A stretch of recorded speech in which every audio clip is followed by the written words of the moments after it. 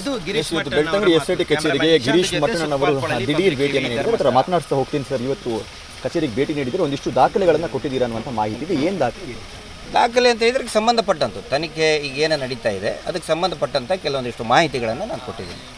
Sir, ಈಗ ಆರೋಪಿ Chinnaiah U-turn ಹೊಡೆದಿದ್ದಾನೆ, ನನ್ನ ಕೈಯಿಂದ ಯಾರೋ ಈ ಥರ ಹೇಳಿಸಿದ್ರು ಅಂತ ಹೇಳ್ತಾ ಇದ್ದಾನೆ, ನಿಮ್ಮ ಹೆಸರುಗಳು ಕೂಡ ಬಹಳ ಮುನ್ನೆಲೆಗೆ ಬರ್ತಾ ಇದೆ, ಏನು ಹೇಳ್ತೀರಿ? ಅಲ್ಲ, ಮುನ್ನೆಲೆಗೆ ನೀವು ತರ್ತಾ ಇದ್ದೀರಿ ಅದನ್ನು. SIT ಅವರು ನಿಮ್ಗೆ ಹೇಳಿಲ್ವಲ್ಲ.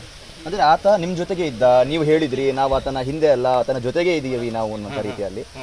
ಸೊ ಸೂತ್ರಧಾರಿಗಳು ಅಂತ ಹೇಳಿದ ಸಂದರ್ಭ ನಿಮ್ಮ ಮೇಲೆ ಅನುಮಾನ ಬರ್ತಾ ಇದೆ ಸಾರ್ವಜನಿಕ ವಲಯದಲ್ಲಿ. ಏನು ಇದು ಈ ನ್ಯಾರೇಷನ್ಸಿಗೆ ನಾನು ಏನು ಉತ್ತರ ಕೊಡಲಿ? ಇಸ್ ಆಲ್ ನ್ಯಾರೇಷನ್ ಅಷ್ಟೇ. ನಮಗೇನು ಆ ಥರ ನಮಗೇನು ಯಾವುದೇ ರೀತಿ ಏನು ಕಂಡು ಬಂದಿಲ್ಲ. ಅಂದರೆ ಆತ ಬುರುಡೆ ತಂದು ಕೊಟ್ಟಿದ್ದು ಆ ಕಥೆನೇ ಸುಳ್ಳು ಅನ್ನುವಂಥ ರೀತಿಯ ಚರ್ಚೆಗಳು ಮುನ್ನೆಲೆಗೆ ಬರ್ತಾ ಇದೆ.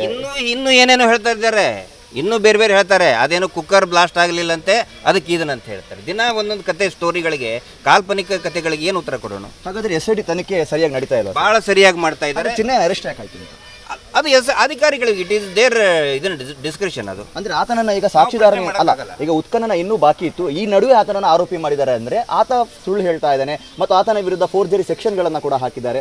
ಅಂದರೆ ಆತ ಸೇರಿದಂತೆ ಇದರ ಹಿಂದೆ ಒಂದು ಗ್ಯಾಂಗ್ ಇದೆ ಅನ್ನುವಂಥ ರೀತಿಯ ಒಂದು ಆರೋಪಗಳು ಬರ್ತಾರೆ. ಅಲ್ಲ, ಹೌದು ರೀ. ಅವನ ಹಿಂದೆ ಅವನು ಯಾಕೆ ಇದನ್ನ ಚೇಂಜ್ ಮಾಡಿದ ಅಂತ ಹೇಳಿದರೆ ಅದಕ್ಕೆ ಒಂದು ಗ್ಯಾಂಗ್ ಕೆಲಸ ಮಾಡಿದೆ. ಅಲ್ಲಲ್ಲ, ಆ ಕಡೆ ಅವನನ್ನು ಟರ್ನ್ ಮಾಡಿಸೋದಕ್ಕೆ ಒಂದು ದೊಡ್ಡ ಪ್ರಯತ್ನ ನಡೆದಿದೆ, ಒಳಗಡೆ ಅಂತ ಒಳಸಂಚು ನಡೆದಿದೆ. ಹಿಂಗಾಗಿ ಅವನು ಆ ಥರ ಹೇಳಿಕೆ ಕೊಡ್ತಾರೆ. ದಿನ ಬೆಳಗಾದ್ರೆ ಎಸ್ಕಾರ್ಟು, ಭದ್ರತೆ ಜೊತೆಗೆ ನೀವು, ಈ ನಡುವೆ ಯಾರು ಬರ್ತಾರೆ ಸರ್? ಗೊತ್ತಿಲ್ಲ ಸರ್. ನಿಮ್ಮ ಜೊತೆನೇ ಇದ್ರು, ಅವರಲ್ಲಿ ಆಶ್ರಯವನ್ನು ಪಡೆದಿದ್ರು ಮಹೇಶ್ ಶೆಟ್ಟಿ ತಿಮ್ಮರೋಡಿ ಅವರ ಮನೆಯಲ್ಲಿ. ಹೌದು ಈಗಲೂ ಇದೆ ಅಲ್ಲ, ಎಸ್ಕಾರ್ಟಲ್ಲಿ ಇದ್ದಾರೆ. ಈಗ ಆರೋಪಿಯಾಗಿದ್ದಾರೆ. ಅಂದರೆ ಯಾರು ಬ್ರೈನ್ ವಾಶ್ ಮಾಡೋದಕ್ಕೆ ಸಾಧ್ಯ ಅಂತ ಕೇಳಬೇಕಲ್ಲ ಸರ್, ಕೇಳಬೇಕಲ್ಲ. ಆಮೇಲೆ ಈಗ ಸೌಜನ್ಯ ಪ್ರಕರಣದಲ್ಲಿ ನಿನ್ನೆ ಅವರು ಕುಸುಮಾವತಿ ಅವರು ಕೂಡ ಒಂದು ಹೇಳಿಕೆಯನ್ನು ಕೊಟ್ಟಿದ್ದಾರೆ. ದೂರು ಅಥವಾ ಹೇಳಿಕೆನೋ ಆ ಥರ ಒಂದು ಇದನ್ನು ಕೊಟ್ಟಿದ್ದಾರೆ. ನನ್ನ ಮಗಳ ಸೌಜನ್ಯ ಪ್ರಕರಣದಲ್ಲಿ ಅವನ ಪಾತ್ರ ಏನು, ಇದನ್ನೆಲ್ಲ ನೋಡಿದರೆ ಯಾಕೆ ಇಷ್ಟೊಂದು ಹೆದರ್ಕೊಂಡಿದ್ದಾರೆ? ಅದರ್ ಸೈಡ್ ಯಾಕೆ ಹೆದರ್ಕೋಬೇಕು? ಚಿನ್ನಯ್ಯ ಅಂದ್ಕೊಳ್ಳಿ ಯಾಕೆ ಹೆದರ್ಕೊಂಡಿದ್ದಾರೆ? ಸೌಜನ್ಯ ಪ್ರಕರಣ ಅಂದ್ಕೊಳ್ಳಿ ಇನ್ನೂ ಹೆದರ್ಕೊಳ್ತಾ ಇದ್ದಾರೆ. ಏನಿದೆ ಇದ್ರ ಹಿಂದೆ ಅಲ್ವಾ? ಅದೆಲ್ಲ ತನಿಖೆ ಆಗಬೇಕು. ಸರ್, ನಿಮ್ಗೆ ಏನಾದರೂ ಬಂಧನ ಭೀತಿ ಇದೆಯಾ? ನೀವೇನಾದರೂ ಎಫ್ಸ್ಕೊಂಡು ಆಗಿದ್ದೀರಾ? ಹೇಗೆ? ಎಲ್ಲೇದೀನಿ ಸರ್, ಹೇಳಿದ ಕೂಡ ನಾನೇ ಸ್ವತಃ ಲೆಟ್ರ್ ಬರೆದು ಬಂದಿದ್ದೀನಿ. ಬೇಕಿದ್ರೆ ನೀವು ಇದನ್ನೇ ನಾ ಜೈಲಲ್ಲಿ ಇದ್ದೀನಿ ಅಂತ ತಿಳ್ಕೊಂಡು ಪ್ರಸಾರ ಮಾಡಿದರೆ ನಮ್ದು ಯಾವುದೇ ಅಭ್ಯಂತರನೇ ಇಲ್ಲ. ಮುಂದೆ 2 ಕಂಬಿ ಹಾಕಿಬಿಟ್ಟು ಜೈಲಲ್ಲಿ ಇದ್ದೀನಿ ಅಂತ ಹೇಳಿ.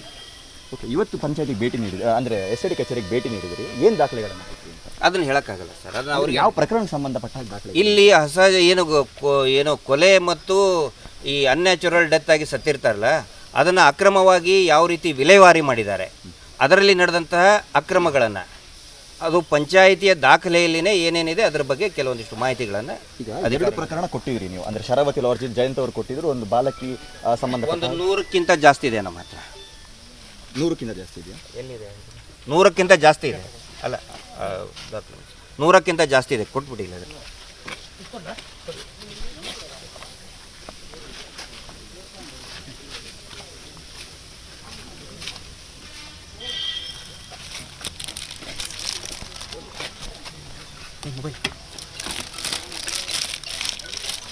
ನೂರಕ್ಕಿಂತ ಜಾಸ್ತಿ ದಾಖಲೆ ಇದೆ. ಏನು ಸರ್, ಏನು ಪ್ರಕರಣಗಳು ಇದು ಅಂತ? ಎಲ್ಲ ಇದು ನೋಡಿ, ಇಲ್ಲಿ ಬಾಬು ಅಂತ, ದಯವಿಟ್ಟು ಇದು ನೋಡಿ, ಬಾಬು ಅಂತ ಸಿಗ್ನೇಚರ್ ನೋಡಿ, ಬಾಬು ಅಂತ ಹೇಳಿ.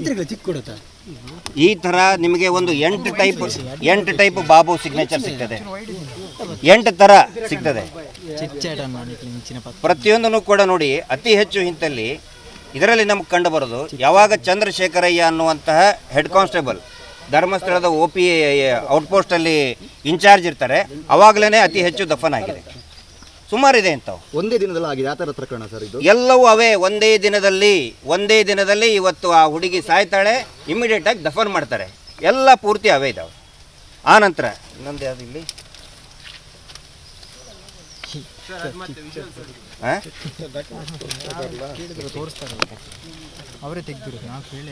ಒಂದು ನಿಮಿಷ ಕೇಳ್ತಾ ಇದ್ದಾರಲ್ಲ, ಮಿಸ್ಸಿಂಗ್ ಎಲ್ಲಿದ್ದಾರೆ ಅಂತೇಳಿ. 1998ರಿಂದ 2012ರವರೆಗೆ ಮಿಸ್ಸಿಂಗ್ ಕಂಪ್ಲೇಂಟಲ್ಲಿ ಮಿಸ್ಸಿಂಗ್ ಆಗಿದ್ದು. ಇದರಲ್ಲಿ ಅನೇಕ ಡೌಟ್ಸ್ಗಳಿದೆ. ನೀವು ನೋಡಿದರೂ ಕೂಡ ನೀವೇನು ತನಿಖಾಧಿಕಾರಿ ಆಗಬೇಕಾಗಿಲ್ಲ. ಇದನ್ನು ಅರ್ಥ ಮಾಡ್ಕೋಬೇಕಂತ ಹೇಳಿದರೆ CRPC ಅಥವಾ ಪೊಲೀಸ್ ಓದಬೇಕಾಗಿಲ್ಲ. ಎಲ್ಲೋ ಇದರಲ್ಲಿ ಮಾಡಿದ್ದು ಧರ್ಮಸ್ಥಳ ಗ್ರಾಮದ ಧರ್ಮಸ್ಥಳ ಹೈಸ್ಕೂಲ್ ಎಲ್ಲವೂ ಅವೇ. ಲಗೇಜ್ ರೂಮಿನಿಂದ ನೋಡಿ, ಇಲ್ಲಿ ಧರ್ಮಸ್ಥಳ ಗ್ರಾಮದ ವೈಶಾಲಿ ವಸತಿ ಗೃಹ ಲಗೇಜ್ ರೂಮಿನಿಂದ ಪತ್ತೆ ಇದು ಅಂದರೆ ಲೇಡೀಸದ ಹೆಸರು ನಾನು ಹೇಳ್ಬೋದು, ಹುಡುಗಿ ಅವಳು ಮೈನರ್ದು.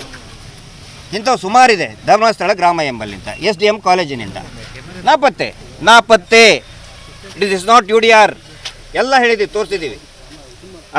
ಇದು ನೋಡಿ, ದಯವಿಟ್ಟು ಇದನ್ನು ಗಮನಿಸಿ, ಇಂಥವನ್ನೆಲ್ಲ ವರದಿ ಮಾಡಿ ನೋಡಿ. ಇಲ್ಲಿ ಕುಮಾರಿ ಒಂದು ಹೆಸರು ಹುಡುಗಿ 14 ವರ್ಷ, ಇನ್ನೊಂದು ಹುಡುಗಿ ಒಂದೇ ಕುಟುಂಬದ 2 ಹುಡುಗಿಯರು ಕಾಣೆ ಆಗ್ತಾರೆ, ಹೇಳ್ತಾರೆ ಪತ್ತೆಯಾಗಿದೆ ಅಂಥೇಳಿ. ಆ್ಯಕ್ಚುಲಿ ಅವ್ರದ್ದು ಡೆಡ್ ಬಾಡಿ ಬಿದ್ದಂಥದ್ದು, ಆಮೇಲೆ ಅದನ್ನು ಅಕ್ರಮವಾಗಿ ಹೂತು ಹಾಕಿದ್ದು ಕೂಡ ಎಲ್ಲವೂ ಕೂಡ ಕೆಲವೊಂದಿಷ್ಟು ಮಾಹಿತಿಗಳು ನಮ್ಗೆ ಲಭ್ಯ ಇದೆ. ಒಂದೇ ಮನೆಯಿಂದ ಇಬ್ಬಿಬ್ಬರು ಕಾಣೆ ಆಗ್ತಾರೆ ರೀ. ಏನು ಇನ್ವೆಸ್ಟಿಗೇಷನ್ ಮಾಡಿದ್ದಾರೆ ಇವರು? ಇಂಥವು ಎಷ್ಟು ಬೇಕು ನಿಮಗೆ? ಇನ್ನೊಂದು ಹುಡುಗಿ 19 ವರ್ಷದ ಹುಡುಗಿ ಪತ್ತೆಯಾಗದ ಪ್ರಕರಣ, ದಯವಿಟ್ಟು ನೋಡಿ ಇದನ್ನು. ಪತ್ತೆಯಾಗದ ಹುಡುಗಿ ಪತ್ತೆನೇ ಆಗಿಲ್ಲ, ದೇವಸ್ಥಾನಕ್ಕೆ ಅಪಮಾನನ ಇದು? ದೇವಸ್ಥಾನಕ್ಕೆ ಏನಾದರೂ ಅಪಚಾರನ ಇದು? ಪತ್ತೆ ತೋರಿಸಲಿಲ್ಲ ನಿಮಗೆ? ಎಷ್ಟು ತೋರಿಸಲಿ? ಪತ್ತೆಯಾಗದ ಹುಡುಗಿಯರು ಧರ್ಮಸ್ಥಳದಲ್ಲಿನೇ, ಬೇರೆ ಕಡೆ ಎಲ್ಲ, ಧಾರವಾಡ ಅಲ್ಲ, ಹುಬ್ಳಿ ಅಲ್ಲ, ಬೆಂಗಳೂರಲ್ಲ, ಡೆಲ್ಲಿ ಅಲ್ಲ, ಧರ್ಮಸ್ಥಳದಲ್ಲಿನೇ. ಅಪಚಾರನ ಇದು? BJP ಅವ್ರಿಗೆ ಹೋಗಿ ಹುಡುಕಂತ ಹೇಳ್ರಿ, ಇವನ್ನ ಬರ್ತಾ ಇದ್ದಾರಲ್ಲ ಪಾದಯಾತ್ರೆ JDSನವ್ರು ನಾಳೆ BJP ಅವರು ಅಂತ ಹುಡುಕಂತೇಳಿ, ಹುಡುಕಿ ಕೊಡಿ ಅವ್ರಿಗೆ. ಎಲ್ಲೋ ಪಾಪ ಅಳ್ತಿರ್ತಾರೆ, ಹೆದರ್ಕೊಂಡು ಕೂತ್ಕೊಂಡಿರ್ತಾರೆ. ಮಹೇಶ್ ಶೆಟ್ಟರ್ನೇ ಬಂಧನ ಆದರೆ ನಮ್ಮನ್ನ ಎಲ್ಲಿ ಬಿಡ್ತಾರೆ ಅಂತೇಳಿ ಹೆದರ್ಕೊಂಡು ಕುಂತಿರ್ತಾರೆ ಅವರು. ಅದ್ರ ಸಲುವಾಗಿ ಮಹೇಶ್ ಶೆಟ್ಟರ್ನ ಹಿಡಿದು ಬಂಧನ ಮಾಡೋದು, ಹಿಡಿದು ನಮ್ಮ ಮೇಲೆ FIR ಹಾಕೋದು. ದಿನಕ್ಕೆ 4 FIR, 5 FIR ತೊಗೊಳ್ಳಿ. ಇದನ್ನೆಲ್ಲ ನಿಮ್ಗೆ ಕೊಡ್ತೀನಿ, ಎಲ್ಲ ಕಾಪಿನೂ ಕೊಡ್ತೀನಿ, ಹುಡುಕ್ರಿ ಅವ್ರನ್ನ. BJP ಅವ್ರು ಹುಡುಕಂತೇಳಿ ನೋಡಿ. ಇವೆಲ್ಲವೂ ಕೂಡ ಪತ್ತೆಯಾಗಿರುವುದಿಲ್ಲ ಹುಡುಗಿಯರದು ಪತ್ತೆಯಾಗಿರುವುದಿಲ್ಲ. ಎಲ್ಲಿ ಹೋದ್ರಂಗಳ ಹೆಣ್ಮಕ್ಳು? ಪೊಲೀಸ್ ಸ್ಟೇಷನ್ ಅವರು ಕೊಟ್ಟಿದ್ದು ಸ್ವಾಮಿ, ಇದನ್ನ ಹೋರಾಟಗಾರರೇನು ತಯಾರು ಮಾಡಿದ್ದಲ್ಲ. ಇದಕ್ಕೆ ಉತ್ತರ ಕೊಡಿ ಯಾರಾದರೂ.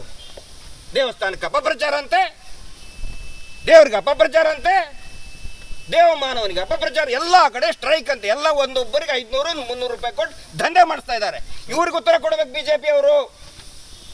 ಹಿಂದೂ ಪರವಾಗಿ ಅಂತಾರಲ್ಲ, ಇದಕ್ಕೆ ಉತ್ತರ ಕೊಡ್ರಿ ಮೊದಲಕ್ಕೆ. ಹೆಣ್ಣು ಹೆಂಗೆ ಅಪವಿತ್ರ ಆಗ್ತಾಳೆ? ಹೆಣ್ಣಿನ ಮೇಲೆ ಅತ್ಯಾಚಾರ ಆದರೆ ಹೆಣ್ಣು ಹೆಂಗೆ ಅಪವಿತ್ರ ಆಗ್ತಾಳೆ? ಅದಕ್ಕೆ ಉತ್ತರ ಕೊಡಲೇಬೇಕು. ಸರ್, ಈಗ ಏನು ಪ್ರತಿಕ್ರಿಯೆ ಕೊಟ್ಟರು ಸರ್ ಮೋಹಂತಿ ಅವರಿಗೆ ಈ ದಾಖಲೆಗಳನ್ನು? ಅಲ್ಲ, ನಾನು ಮೋಹಂತಿ ಅಂತ ನಾನು ಸಾಹೇಬ್ರ ಬಗ್ಗೆ ನಾನು ಹೇಳಕ್ ಹೋಗಲ್ಲ. ಹಿರಿಯ ಅಧಿಕಾರಿಗಳಿಗೆ ನಾನು ಮಾತಾಡಿ, ಈ ಆಯಾಮದಲ್ಲಿ ತನಿಖೆ ಆಗುತ್ತಾ ಇದೆ, ಅದರ ಸಲುವಾಗಿ ಅವ್ರ ಕುತ್ತಿಗೆಗೆ ಬಂದಿದೆ. ಇದೇ ಆಯಾಮದಲ್ಲಿ ಆಗಬೇಕು, ಕುತ್ತಿಗೆಗೆ ಬಂದಿದೆ. ಇದಿಷ್ಟು ಗಿರೀಶ್ ಮಠಣ್ಣವರ ಮಾತು. ಪ್ರಕರಣ ಈ ಆಯಾಮದಲ್ಲೂ ಕೂಡ ನಡೀತಾ ಇದೆ. ಕೇವಲ ಚಿನ್ನಯ್ಯನ ಬುರುಡೆ ಪ್ರಕರಣ ಅಥವಾ ಆತ ಕನ್ಫೆಸ್ ಮಾಡ್ಕೊಂಡಿರೋದು ಮಾತ್ರ ಅಲ್ಲ, ಈ ಥರ 100 ಪ್ರಕರಣಗಳು ಇದೆ. ಏನು ಒಂದೇ ದಿನದಲ್ಲಿ ವಿಲೇವಾರಿ ಮಾಡಿರೋದು, ಆ ಕಾನೂನು ಪ್ರಕ್ರಿಯೆಗಳನ್ನು ಫಾಲೋ ಮಾಡದೆ ದಫನ ಮಾಡಿರೋದು, ನಾಪತ್ತೆಯಾಗಿರುವಂಥ ಪ್ರಕರಣಗಳು ಇರೋದು ಅನ್ನುವಂಥದ್ದು. ಕ್ಯಾಮರಾ ಪರ್ಸನ್ ಕೃಪೇಶ್ ಪೂಜಾರಿ ಜೊತೆ ಆದಿತ್ಯ TV5 ಬೆಳ್ತಂಗಡಿ.